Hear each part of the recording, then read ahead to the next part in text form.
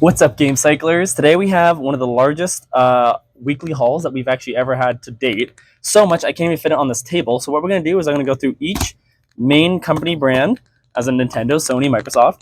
I'm going to snap my fingers and we're going to switch to the next table. But the most important thing is we have the largest GameCube haul actually we've ever had in history.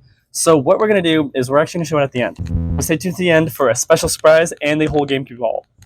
All right, let's go over my favorite games of the week. For the Wii, we have Kirby's Dream Collection. This game's fantastic. It's a massive collection of all of the Wii Kirby games. We have Super Mario Galaxy 2, way better than the first one. I'm going to get in a lot of trouble for that one. And Path of Radiance, or Radiant Dawn. Radiant Dawn. Path of Radiance is the prequel or sequel. I don't know, somewhere around there. Awesome title. Weirdly expensive. And then for the Switch, we have we have Sword and Shield in box with steelbooks. This is a cool collector set, still in box. Nice. And then probably my favorite Pokemon game of all time, we have Pokemon Soul Silver. This is the best. Lugia is the coolest Pokemon, but it kind of sounds like Luigi, so I'm going to pass on that one. We have Pokemon Moon, which is one of the better ones. If you can do Sun or Moon, I definitely do Moon. And then another Fire Emblem title, which is Fire Emblem Awakening. All right. So let's kind of go over what we got on the table here. We have an amazing sealed, really good condition Pokemon Gold. We also have a Switch, and we also have a really nice in-box 3DS. This thing is really cool, too. This allows you to upgrade your SNES, NES, or GameCube up to a HD level. So that's really useful. And then we also just have the classic Ocarina. So, a bunch of really cool stuff. Check out our Facebook page. It's going to be on there. And now we're going to switch over to the next one. Whoa, look at that. Here's all the Microsoft stuff for the week, guys. Super cool. We got some really awesome stuff here. A lot of 360s, a lot of this. But I'm going to be honest, guys. Lately, the Microsoft hauls have been a little mid, so that's why we like Sony and Nintendo a little bit better. But, you know, you still got to give Microsoft some love. At least the classic stuff is awesome. So let's review what we got. We got a classic original Xbox stuff, which is really fun. Let's go over that first. The sequel to Conker's Bad Fur Day, which is a really fun title, except for it's not rated M. Oh, it is rated M. Never mind. Still rated M. And then we have my favorite scary games. We're going to do them really quick. Cold Fear. It's cold, and there's some fear involved. Silent Hill, which I don't think is very silent. I think the hills are pretty loud. And then The Room, which always reminds me of that really bad movie that came out with what's-his-face. Yeah, that movie.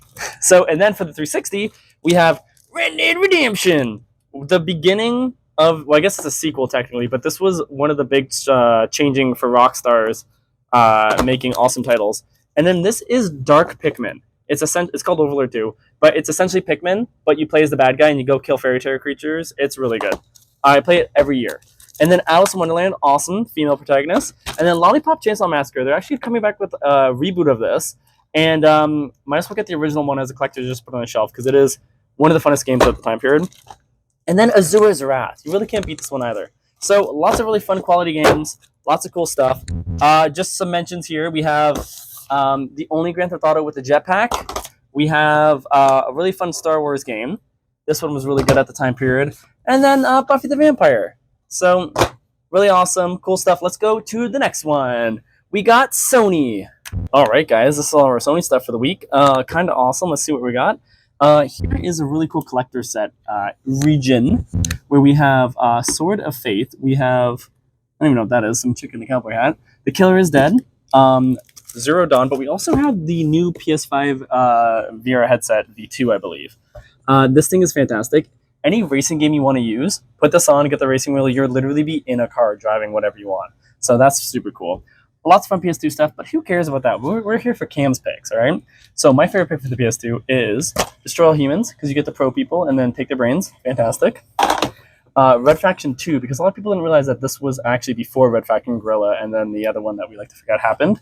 And then we have X-Files, which always reminds me of that song by that one band. You all know the one. And then we also have Silent Hill, the second one. So we actually showed The Room earlier and whatnot. So this is where it all started. And then we also have the Metal Gear Collection. Catch up. You can play there's probably like 30 Metal Gear games on here. Like, holy cow! Did you guys know there's that many Metal Gear Solid games?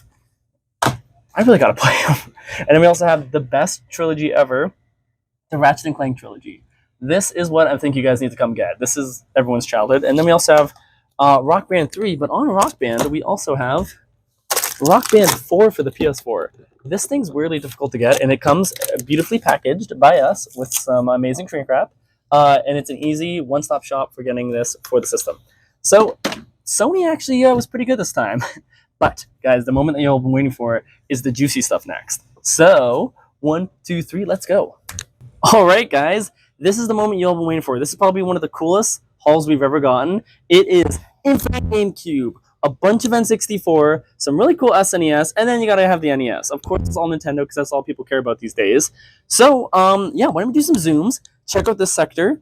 Check out this sector. Look at these goodies, and let's go over picks because that's actually what you guys are here for. So, my 2 picks, you're gonna say, are the lamest picks of all, but my GameCube picks are Star Wars Bounty Hunter. This is actually the best Star Wars game for the system. You can shoot 2 people at once, pew pew pew, and it's just the best. That was Django when he was cool before he lost his head.